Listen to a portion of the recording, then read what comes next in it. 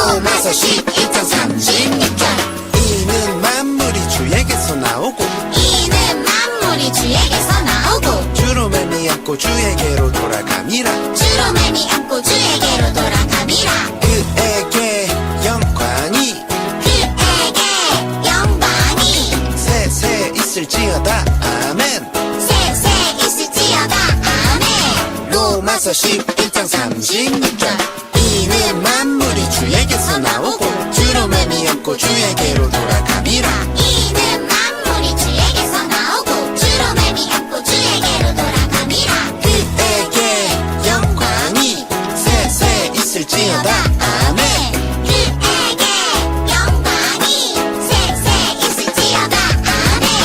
이는 만물이 주에게서 나오고 주로 말미암고 주에게로 돌아감이라.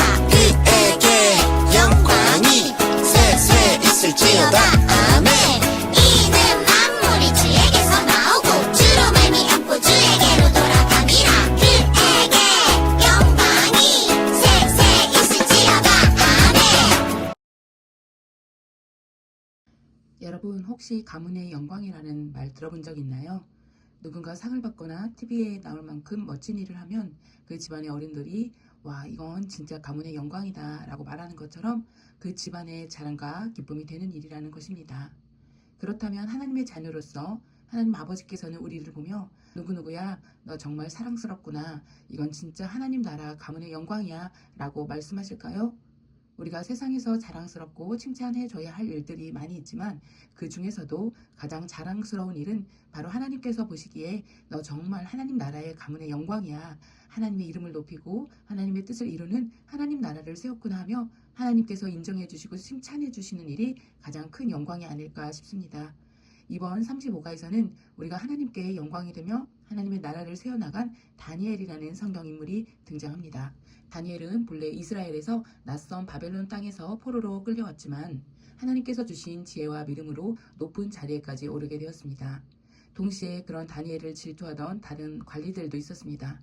그들은 다니엘을 함정에 빠뜨리고자 다리오 왕에게 찾아가서 왕 이외에 누구에게도 기도하면 안 된다는 법을 만들게 했습니다.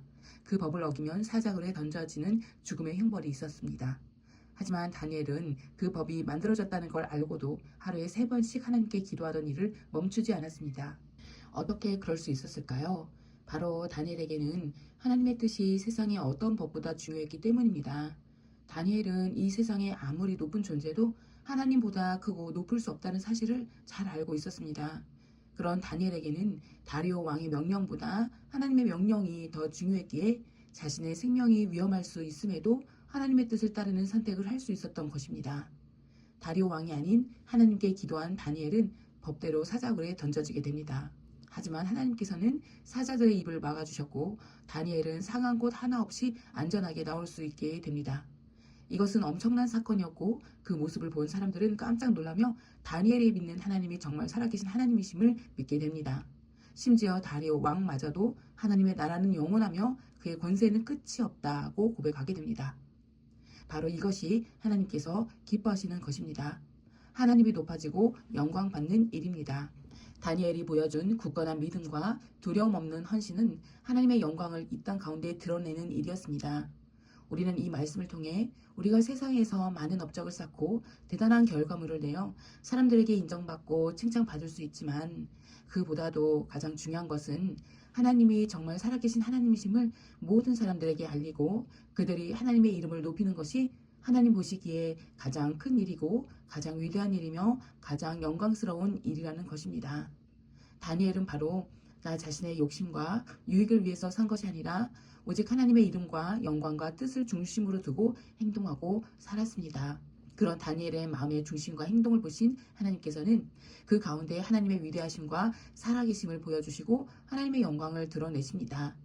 결국 하나님께서는 하나님을 위해서라면 손해도 기꺼이 감수하고 불리해 보여도 끝까지 믿음을 지켜내는 사람을 통해 하나님이 하나님이심을 보여주시고 하나님의 위대한 이름을 높이 드러내시며 영광 받으십니다.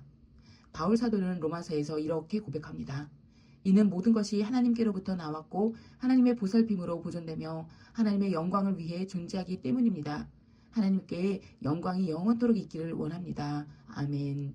즉 우리의 시작도 마지막도 모두 하나님께 속했다는 것입니다. 그리고 우리는 그런 하나님의 영광을 위해 살아가는 존재라는 것입니다. 그러므로 우리는 하나님을 높이고 하나님의 영광을 드러내는 삶을 살아야 합니다.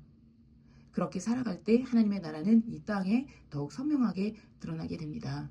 여러분이 지금 사는 목적이 무엇인가요? 여러분은 왜 사나요? 저도 가만 생각해 봅니다. 나는 지금 왜 사는가? 나는 지금 무엇을 목적으로 두고 사는가? 무엇이 내 인생의 가장 귀중한 가치인가? 나는 과연 나를 이 땅에 보내신 하나님의 그 뜻 가운데, 하나님의 그 목적 가운데 내게 주어진 이 땅의 생을 온전히 잘 살아내고 있는가? 나를 보내신 하나님의 뜻대로 하나님의 이름을 높이고 하나님의 영광을 드러내는 일을 가장 소중히 여기고 살아가고 있는가? 다시 한번 되돌아보며 회개하게 됩니다. 짐 엘리엇 선교사님을 아시나요? 짐 엘리엇 선교사님은 미국의 명문 휘튼 대학교를 수석으로 졸업한 글과 말에 능하고 단정한 외모까지 갖춘 유능한 청년이었습니다. 세상에서 큰 영향력을 발휘할 수 있는 조건을 다 갖추고 있지만 그는 세상의 성공보다 하나님의 나라를 먼저 선택했습니다. 짐 엘리엇 선교사님은 복음을 들어보지 못한 에콰도르의 오라니 부족에게 복음을 전하기 위해 선교지로 떠났습니다. 그런데 안타깝게도 29살의 젊은 나이에 그들에게 복음을 전하다가 순교하게 됩니다. 많은 사람들이 그를 어리석다고 조롱했지만 그는 영원한 것을 위해 영원하지 않는 것을 버리는 자는 결코 바보가 아니다 라고 고백했습니다. 짐 엘리엇 선교사님의 죽음은 많은 사람들에게 큰 감동과 도전이 되었고 결국 와오라니 부족 전체가 예수님을 믿게 되는 놀라운 변화가 일어났습니다. 그의 순교는 헛되지 않았던 것입니다. 놀랍게도 짐 엘리엇의 아내 엘리자베스 엘리엇과 자녀들은 남편이 복음을 전하다가 순교한 그 땅으로 다시 돌아가 와오라니 부족에게 선교를 계속했습니다. 더욱 놀라운 건 짐을 창으로 찔렀던 부족민 중 한 명이 부족 최초의 목사가 된 것입니다. 죽음을 이긴 사랑과 용서 그리고 복음의 능력이었습니다. 짐 엘리엇 선교사님 또한 다니엘처럼 자신이 잘되고 유명해지는 삶이 아니라 하나님을 높이고 하나님께 영광을 돌리는 삶을 선택했습니다. 말로만 하나님의 영광을 말하지 않고 자기의 삶을 들여서 행동으로 사람들에게 하나님의 위대하심과 하나님의 사랑을 보여주었습니다.